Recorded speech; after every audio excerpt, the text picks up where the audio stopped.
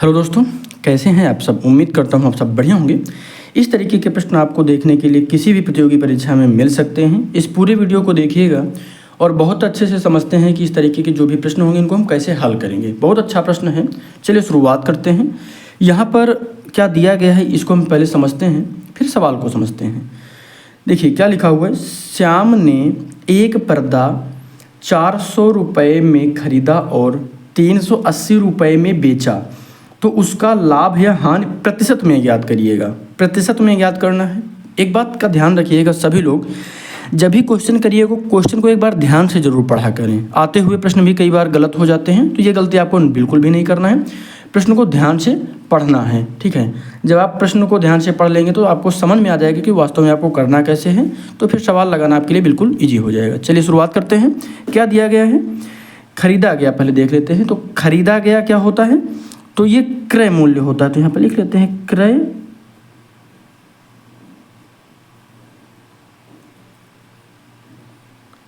तो ये क्रय मूल्य हमारा कितना हो गया, 400 रुपये में खरीदा गया है, तो 400 रुपये हमारा जो है हमारा खरीदा गया दाम हो गया। अब विक्रय मूल्य की बात कर रहा है तो विक्रय मूल्य लिख लीजिए।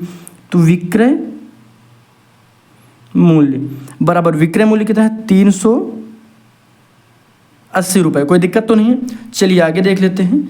380 रुपये हो गया हमारा विक्रय मूल्य। तो यहाँ पर एक चीज़ गौर करिए कि यहाँ पे क्या हो रहा है, लाभ हो रहा है कि घाटा हो रहा है। जैसे हम कोई सामान 5 रुपये में खरीद कर 4 रुपये की बेच दें तो क्या होगा, घाटा होगा कि लाभ होगा।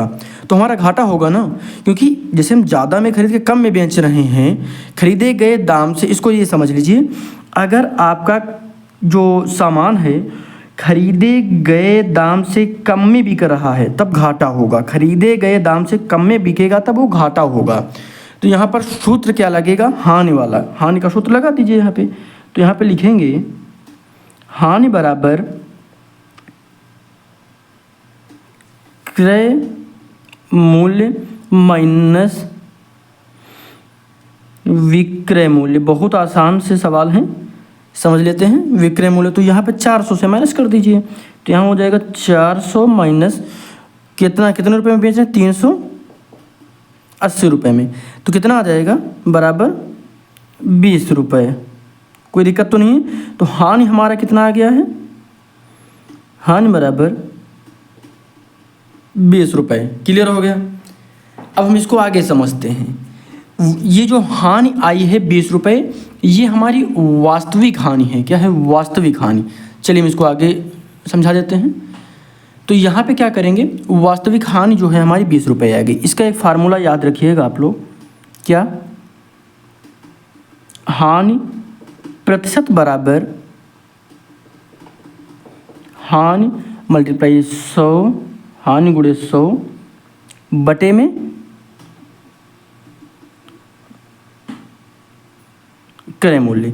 अच्छा, यहाँ पर वास्तविक हानि भी लिखा हुआ मिलेगा, तो यही हानि होती है, क्योंकि वास्तव में तो इतनी ही हानि हुई है ना। तो जो हानि है यही हमारी वास्तविक हानि भी कहीं कहीं पर प्रश्न में लिखा हुआ मिल सकता है, सूत्र में भी लिखा हुआ मिल सकता है, इसलिए ध्यान रखिएगा।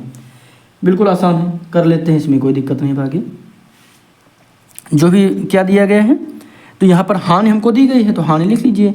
20 रुपये की हानि हुई है, 100 रुपये से हम इसको गुणा करेंगे और आगे क्या करेंगे, इसको ध्यान रखिएगा। क्रय मूल्य हमारा कितना है, तो क्रय मूल्य देखिए, लाभ या घाटा जो भी होगा हमेशा क्रय मूल्य पर होता है, तो ये हमेशा क्रय मूल्य ही रहेगा। अगर लाभ का प्रतिशत निकालेंगे तो लाभ प्रतिशत बराबर लाभ गुणे 100 बटे क्रय मूल्य हो जाएगा, ठीक है। तो यहाँ पर हमारा क्रय मूल्य कितना है, 400 रुपये। कोई दिक्कत तो नहीं, बिल्कुल आसान है। अब यहाँ पर हम हल कर लेते हैं। इस 0 से ये 0 कट जाएगा, इससे ये कट जाएगा, कितना बचा है, तो यहाँ पे बचा है 20/4। अब इससे इसको जब भाग करेंगे तो कितना आएगा, तो यहाँ पर आ जाएगा 5%। क्या आ जाएगा, 5%। कोई दिक्कत तो नहीं है। इसको यहाँ पे लिख लेते हैं, हानि बराबर 5%। बिल्कुल आसान है, कोई दिक्कत तो नहीं है। तो ये हमारा आंसर हो जाएगा, ठीक है। सवाल आपको समझ में आ गया होगा। सबसे पहले हम क्या करेंगे, इस बात का ध्यान रखिएगा। तो सबसे पहले हमको क्या करना है, तो सबसे पहले जो सवाल में दिया गया है क्रय मूल्य वो लिख लीजिएगा, फिर विक्रय मूल्य दिया गया है वो लिख लीजिएगा, फिर यहाँ पर हम लाभ या हानि का सूत्र लगाएंगे, क्योंकि यहाँ पर जो बेचा गया दाम है वो खरीदे गए दाम से कम है, इसलिए यहाँ पर हानि का फार्मूला लगेगा, क्योंकि घाटा हुआ है। तो हानि बराबर फार्मूला होता है क्रय मूल्य माइनस विक्रय मूल्य। तो हम क्या करेंगे, क्रय मूल्य से विक्रय मूल्य को घटा देंगे, तो जो हमारा 20 रुपये आया है ये हानि आ गई है, 20 रुपये का हमको घाटा हुआ है, ठीक है। तो जो 20 रुपये का घाटा हुआ है ये हम यहाँ पे लिखेंगे, और इसे हम वास्तविक हानि भी बोलते हैं, ठीक है। तो हानि परसेंट बराबर क्या होता है, हानि प्रतिशत बराबर होता है वास्तविक हानि या हानि गुणे 100 बटे क्रय मूल्य।